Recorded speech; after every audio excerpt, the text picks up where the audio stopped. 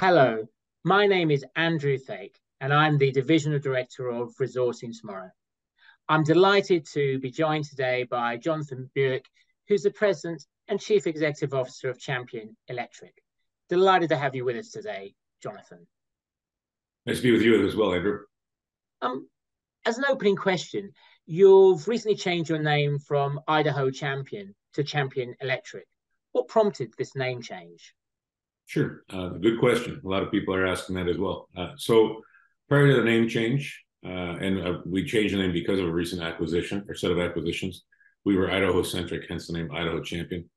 With our foray into Quebec and a large lithium package that we've just recently completed acquiring, it made sense to reflect the pivot of the company and the priority and move into the battery metals. So dropped the Idaho, even though Idaho is still a very important part of our business strategy, and became Champion Electric Metals just to reflect the pursuit of both lithium and cobalt. Mm-hmm. So let's first of all talk about your highly prospective lithium prospects, which are in Quebec. What are your plans and key milestones for the next 12 months? Sure. So that land package that I referenced earlier is 9 acquisitions. We now control 530 square kilometers in the James Bay, right along the Trans-Taga Highway or road that goes right through our property. We also have 2 power lines that come off of Hydro-Quebec's largest power dam, which sits 35 kilometers west of our property. And infrastructure, we also have a LG4 airport on the northeast corner and Mirage Base Camp, and direct neighbors to Patriot and their Corvette discovery. And Patriot was kind enough to just put a road through our property down to the Corvette because they are not on that grid. And then on our western flank is Winsome Resources and their Kansas discovery. So we share the same greenstone as 2 large discoveries. Certainly Patriot with their resource, now probably the biggest and best discovery in North America ever. We have just completed our inaugural field season of sampling and mapping and airborne and tail samples. We have probably about 1,300 samples or 1,400 samples in the lab currently. A drill permit has been submitted, and our ambitions are to make a discovery of magnitude the same way that both Winsome and Patriot have, and that drill program will be occurring this winter. What's great about Champion Electric, as you've already referred to, is that you're also a cobalt player as well. Can you also give us a bit of an update of your projects in Idaho? Sure. So we have 4 distinct cobalt properties in the Idaho Cobalt Belt, and that's one of 3 places in the world where cobalt's the primary metal, the other 2 being Finland and Morocco. Jervois, or Gervais, depending if you want to say it the Australian way or the French way, have just finished a $225 million build of their operation, which sits just north of our Victory property. And our flagship property would be called the Twin Peaks. It's a past producing mine and sits directly adjacent to Electro Battery Metals in the Iron Creek property, which they have drilled out a resource and made a new discovery. We had a field program there this summer as well. We did an airborne program as well as a sampling program. We have submitted an NOI and have a drill-ready target where we think we can make a discovery there as well this year. At our upcoming Resourcing Tomorrow event, we've got Anthony Part from the US government talking about the Inflation Reduction Act. How will the Inflation Reduction Act impact Champion Electric? What benefits do you see?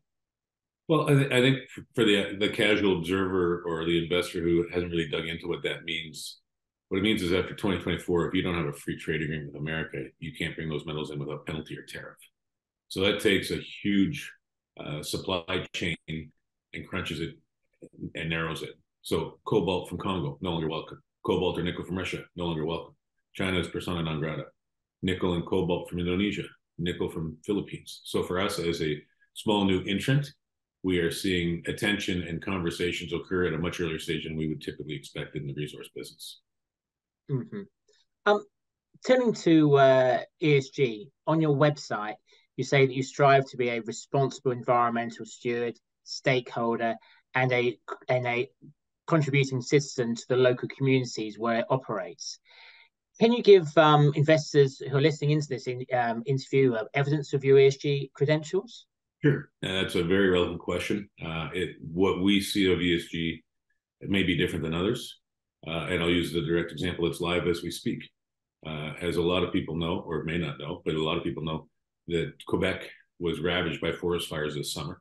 A typical forest fire season in Quebec would be about 16,000 hectares would be burned. Just in the James Bay this year, we saw 3.6 million hectares burned. It was like a war zone. What we did as a company was we reached out to the chief and deputy chief of the Cree First Nation in our area and asked, what can we do? How can we support you? And the chief needed some time to think about that, but Chief House talked about what was happening in the community and the evacuations that were occurring and the air quality and the challenges to a lot of the trappers in terms of being able to manage their traditional way of life. And through our conversations, it was determined that the best thing we could do is try to help their youth. So we've actually started a GoFundMe page, which you can see on our website, to raise $50,000 to help build a playground at the beach, as well as a skateboard park in town, and also start to get them some sports equipment. With that many youth and a cold, hard winter, that if we can get them activities to keep them busy, we think that's a good thing to do. So we've raised about $35,000 through GoFundMe right now, so we're getting close to our goal. But that's allowed us to open up a conversation to the First Nation that we actually are there as a new entrant into their territory, but that we want to be a good neighbor, a good steward, and we think that's what ESG is. Wow, that's absolutely amazing. Changing subject, tell us a little bit more about your company and its management team. Sure. So we as a team have been involved in 6 battery metals transactions, over $6 million of value created for the shareholder. We see our shareholder as partners. It won't be a big mining company, they'll be our creditor. Those who write checks and stand beside us are our partners. As a team, we own roughly 30% of the company. I've got Gabriel Pindar as one of the directors. He's an engineer who's built 11 mines globally, including one in Quebec with ArcelorMittal. Most recently, COO of Neo Lithium, which was taken out in 2022 for $940 million. I also have Paul Fornazzari, who's a securities lawyer in Toronto, an entrepreneur who was a founder and director of Lithium Americas. He left that board at a multi-billion-dollar valuation before then joining Gabriel to found Neo Lithium. So again, 2 big wins for the shareholder. And my last director is a technical director. He's Patrick Highsmith. Most recent appointment was as management team at Fortescue, responsible for non-ferrous investments, including lithium. And I first met Patrick back in the late 2000s when he was running Lithium One. He hired my firm, Harp Capital. I'm a banker by background, to seek a partner out of Asia. And we brought him LG, GS Caltex, and Crest into the Sal de Vida project in Argentina before they were taken up by Galaxy Minerals, now Allchem. What all of our projects have in common is they've all been led to mining decisions. So while these are early days for us, and right now our job is to de-risk the project, we believe we can make a discovery of magnitude and lead it to a mining decision. And I'll either get replaced by the engineer that's going to build this, or I'll be a shareholder in a bigger company. But our team is engaged, check rating, and aligned with our shareholders. Mm-hmm. And talking of your shareholders, who are your main shareholders? So the 3 largest shareholders are Gabrielle, Paul, and myself. We have 13 institutions on the register, none that would be large enough to be showing on a Bloomberg terminal, but we do have a good institutional audience because of our history of making people money. And then we have a mix of different types of investors. Since May 1st, we've seen 27 million shares get bought out of Australia because of the success of both Winsome and Patriot, both being listed on the ASX. We've started to see a lot of interest come out of Australia. We have about 23 million shares owned in the US from our marketing into the US because of our US assets, and then the rest would be a mix of Canada and Europe. Mm-hmm. One last question. Lots of other lithium and cobalt plays out there. What makes Champion Electric stand out from the rest of the crowd? We've got the infrastructure in place to help manage the cost of exploration. So we're remote, we're not completely off the grid, which will help us on a per meter basis with drilling.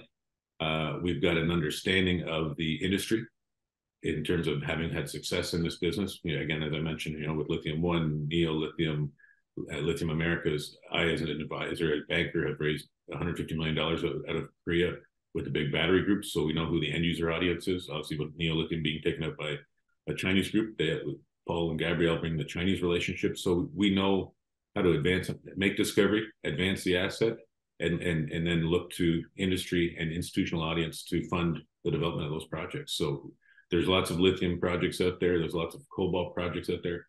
This is about the people business, and we have the right people in place. Well, we really do wish you all the best for the next 12 months, and we look forward to seeing you at our future events. And once again, that was Jonathan Buick, President and Chief Executive Officer of Champion Electric. Thank you very much for your time today. Thank you for the opportunity to speak to your audience, Andrew. Look forward to seeing you in London. Resourcing tomorrow, accelerating the energy transition. 100+ countries represented.